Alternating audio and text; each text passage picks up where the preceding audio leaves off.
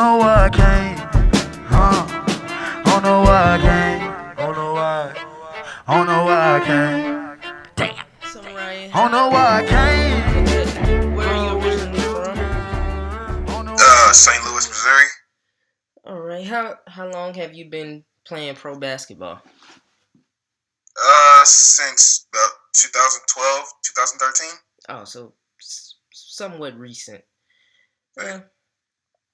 What college did you end up attending? William Penn University. And that's a NAIA Division II school, right? Yeah. And when we previously talked, you said that you originally signed to go D1, but due to grades, you went to William Penn. Why didn't Right. you decide to maybe go like JUCO and maybe still pick up some of those same D1 offers? To be honest, it was kind of like where I'm from, kind of like going to a JUCO was like frowned upon. Yeah. So, and being young and kind of doing my own decision type of thing, it was pretty much just a bad mistake. I should have went to a JUCO really. So that was one of the questions I wanted to ask you last time, but unfortunately I didn't. So when you got to William Penn, you said that you couldn't really play your pure position. You had to play post player, and you said that really evolved your game, right? Yeah, I had to. Since it was a smaller school, I had to play actually the 5, which I actually have post game. That's part of my skill. But since I was pretty much one of the taller guys and one of the better guys at actually posting up, I was pretty much forced to do that. So looking back on it, it probably wasn't a bad move. At least you learned some a different skill set. Yeah, in that aspect, yeah. As far as like helping my game, Yeah. It didn't hurt me at all. True. So your final game playing at William Penn, what was your initial thing to do? Was it to let me go get a job, or was it already set in your mind that I'm going to play professional basketball? No, I was going to play professional basketball. So, nothing else I wanted to do. So once you made that decision, what was the next step? Were you going to? How long did you train? Who was your trainer at the time? He was a student at William Penn. He was just starting out. I think he's a head coach now for a girls' college team or a high school team in Texas. But his name was Leighton Westmoreland. He had his own company called Crunch Time Athletics. But he trained me and helped me develop my ball handling skills to become a point guard. So I pretty much worked out with him every day I could after school, between classes, whenever. That's great. So you working out with him. So what did you do? Did you go to a camp as your first time trying to make it overseas, or did you just start playing ABA or one of those smaller semi-pro leagues in the U.S.?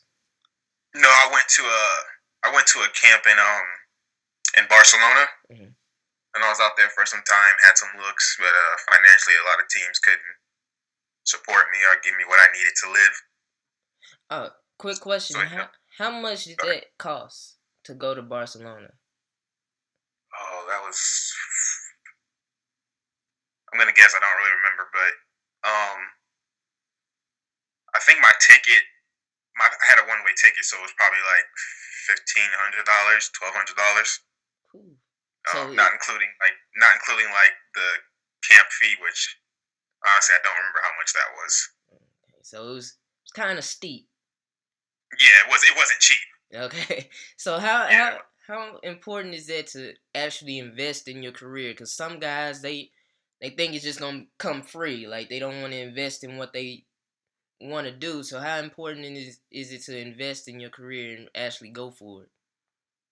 It's extremely important to invest in your career, especially if you're coming from my background in NAIA D2. I mean, everybody should invest in their career, whether you're a D1 player or anybody who's struggling to get a job or fighting to get a job. It's important to invest in your career.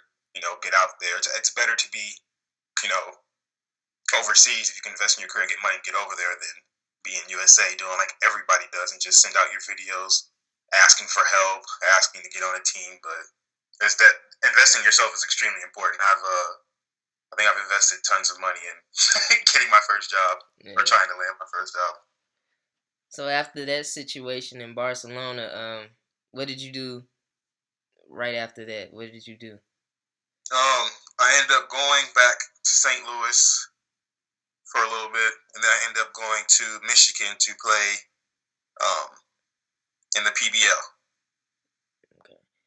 And is that a decent league? Is it better than the ABA in terms of the semi-pro leagues? Is it a good league? It's in terms of competition as well. I know nothing about the ABA. I've heard lots of bad things, so I really don't know. I can't speak on the ABA to be honest, but um, the the league for the PBL was all right. It was fine for semi-pro for me. I mean, those things are made to make connections, get film, stats, stay in shape until you go back or trying to find a job. I think the league was fine to me. Um, my team, that's a different story, but the league itself, I think it was pretty good. The competition was really good too. Tons of athletic guys who can shoot. It was pretty top. It was pretty top, top tier players. I think at the time, I'm not sure how it really is right now, the semi pro leagues, but at the time, I think it was like ranked third best league in America. So it was like NBA, NBA G League, and PBL. I don't know if it's still like that now, but it was some really good competition in that league. So, from what you answered, I don't think you pretty much had a great experience with the Highland Dream. I'm guessing. No, not at all. Not at all. I mean, that's how it works out sometimes. It was my first actual, if you want to call it, quote unquote professional job. Professional job as a basketball player. But let's at the end of the day, I got my film, got what I needed, helped me land my first job overseas. So when you say that, you didn't have any help. You were pretty much self promoting yourself. You didn't have an agent to kind of guide I you had an through. agent. I've had prior to that, I think I went through two agents, but agents don't guarantee anything, and to be honest, sometimes agents don't, they don't work for you, work hard for you like they say they do. So, but I've always believed in, working for myself, regardless if I have an agent working for me or anything like that. So, what was your first job? Your first official job, not My first official job was in Italy for Porto San Giorgio. And how was that feeling? You worked hard from college to going to Barcelona and that not working out, going to Holland Dream, that not working out. How was it finally landing your first professional job? It felt great, man. It felt like I hit the lottery. I just felt like I won like 40 million. But I won't admit, I shed some tears, and once I got all that out the way, it was time to play ball. Yeah, so you played in Barcelona, so I'm sure it wasn't a huge cultural difference going into Italy. But No, not at all. So, but how was the competition playing in Italy? They're decent. There's some decent players. I mean, it was the league that I was in. It wasn't like a high league, so I mean, there a lot of guys weren't like fast and athletic. A lot of them just they had a lot of high basketball IQ, which is in a lot of cases more dangerous than being the fastest or most athletic. But um, it was good competition. I enjoyed it. It was good competition. Helped my game grow. And how was the living environment for you? Like, where were you staying? Like, how was it? I was in a hotel in the city. It was good. I liked it a lot. The food's good. People were nice, just laid back, and it was good. I enjoyed it. So, in terms of professionalism with that certain team, with the Italian team, how was it? How was it with them? It was great. They were great. Whatever I needed, they were there. If I had questions, they answered. Um, they backed up everything they said they were going to provide. It could provide. Um, no issues. So, when we talked before, you said you usually start looking for your next team around mid-season. So, you started looking for your next team mid-season. How did that start? Did you start running through your connections again, or just putting up film? Well, I only did that because I knew the process it took for me to get that first job and how stressed I was. I would stay up. I mean, as much hard work as I put, into my craft, I used to stay up and have stressful nights, staying up all night, making connections, Facebook, Eurobasket, Google, whatever, trying to find teams. And I only started doing that, like making connections with people and stuff mid-seasons, because I don't want that feeling again. I don't want to be sitting at home, because there's some guys who play maybe a season or two, I heard at the time, and then they're done, Yeah, true. And so I just didn't want that feeling again, to be jobless or stressing for a job. I don't like that.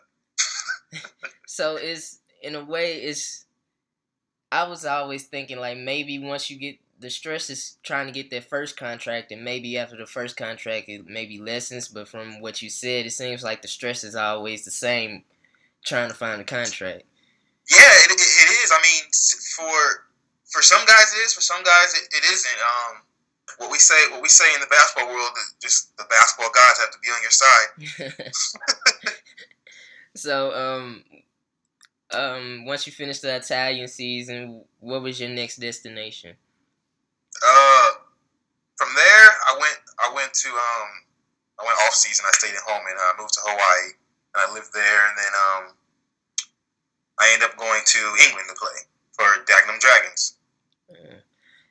And that was the first time we, I guess, virtually met over doing the highlights for Dagenham Dragons. Right. So how was that experience playing in England?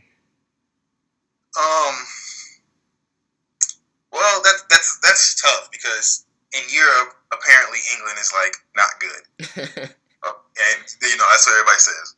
Okay, fine, it's probably the lowest, in Europe, but there's good players there.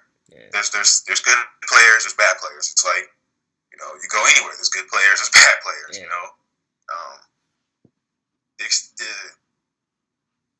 I think as far as there, I learned mostly probably like how to become a better teammate and how to become a winner, and that's probably the main thing. How to deal with different personalities, being a leader on a team. How to bring a team together, stuff like that. Yeah, from watching the games when I was doing your highlight, it just seems like it was you and the other American. Y'all pretty much had to take over a lot of the times. And then sometimes it looked like the team didn't want to pass you the ball. Yeah, it may look like that sometimes. That's how it is. I don't know. I try not to like really read into stuff like that, because I think that just comes with the game. Some guys will pass you the ball, some guys don't. But that's why I take pride on being a versatile player, because if team doesn't pass you, your teammates don't pass you the ball, you can always go get rebounds. Nobody makes 100% of their shots, so. True. So, I'm guessing like the experience there wasn't as high as what you had in Italy, basically. No, it wasn't. And England's more like, even though they're Europe, it's more of a American style, to be honest. It was we didn't really run any plays. It was more of run and gun, and also England helped me to propel my career into higher teams and higher leagues and better opportunities or whatnot. That's great. So now we're in Spain, correct? Yes. And like you said before, you played in Spain before. How is the competition in Spain? Spain is ridiculous. It's in my opinion, the second best to play in the world. The pace is so fast. The IQ is so fast. There's athletic guys. Everybody can shoot. It's just if you can't, Spain will really test you if you can adapt and play real basketball. That's for sure. Sure. So, what do you think? Like most guys get misconstrued when you go overseas. I see a lot of guys. I guess they think it's easy, and it's not like that. It's like the world. They're coming for America now. They really pushing towards basketball. Even people like in Dominican, they were playing baseball. Now it's basketball. Now that's the leading sport in certain countries. Like, so what do you think was misconstrued that guys think about overseas basketball? Some leagues are easy. To be honest, just to be completely honest, some leagues are easy. A lot of them aren't, and guys, that's just like a stereotype. That's all it is. Because some guys overseas go back home and they'll say, "Oh yeah, I killed. I was averaging 40, 50, 30 a game, or whatever." But they were playing like low level leagues though, or something like that, And so guys automatically think, "Oh, it's easy over there." It's not. It's not like that. It's not like that at all. Like if you're playing like ACB in Spain, that's probably like low level. My coach actually used to be a recent ACB coach, and those teams are like maybe mid or lower level NBA play teams. So it's not necessarily easier. It's just what league you play in. Also, a lot of players can't. I've seen guys who can probably average NBA D League or something like that, or maybe a good level NCAA one school. But when they come over here, they can't. They can't function to the European rules because it's completely different in Spain. That's for sure. A lot of things we do in America, as far as like dribbling and taking off the first step, is a travel. You either figure it out or you don't. So I seen players like that all the time. I think they don't understand with the world coming how it is. Like they're adapting to the basketball world. Do you think they kind of just rule out maybe younger guys that can also play? Like for financial reasons for a team, maybe they'll bring up a younger guy than bringing over an American. You mean them like a overseas team bringing up a younger guy instead of an American player? Yes. No, I think that's just part of how they do things here. They want, it's like they want to homegrow somebody into something. So, if that player becomes something big or something like that, they can say, "Oh, well, this is a prodigy of our home, and Okay. we raised him, we trained him, and this is what happens if you come to our, so they can get more guys, younger guys, more players be interested in, So it's like with Duke or North Carolina, It's like, oh, we had Michael Jordan, we had Vince Carter, or something, come to our school, something like that, But and I think that's just how it is. I don't think it's necessarily like trying to put off Americans or anything like that, or imports in general. Yeah. So how has your experience in Spain been so far with this team? It's been really good. It's been really good. I think we're a contending team to fight for a championship this year. Gonna be really good. All the guys will get along. I think we're a really good team. I really think we're a really good team. With Spain, I know with a lot of European leagues, they do the promotion delegation. Is that the key? Is that part of this league where you get promoted to the second division or the first division? Yeah, I think so. I think it is a part of this league too. Actually, I do, now that I think about it, I do know it is. Yeah, I think that's it. But I think also if you have the money, you can obviously go up to, I didn't know it was money into it as well. So, do you think they should incorporate maybe the promotion delegation rule into the United States, maybe with the NBA and the D League, so it can quit out with a lot of teams in the NBA talking about they just trying to rebuild? Do you think they should incorporate that? I never thought about that before. I don't think it sounds like a bad idea. I don't really, to be honest, I really don't have much thought on it, but it doesn't sound like a bad idea. I mean, there are some teams that are just horrible and just been horrible for years in the NBA. So it probably would make guys work harder for their for their team to get wins and earn their spots, earn their keep. Because a lot of guys get to the NBA and they're just lazy. So true. It doesn't sound like a bad idea to me. No. So winding down with the interview, what is your strengths? What are some of your strengths and also some of your weaknesses?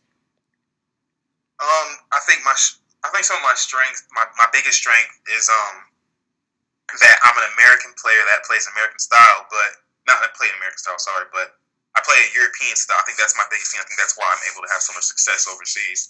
But growing up in America, still have that American game type. That aggressiveness, that attack.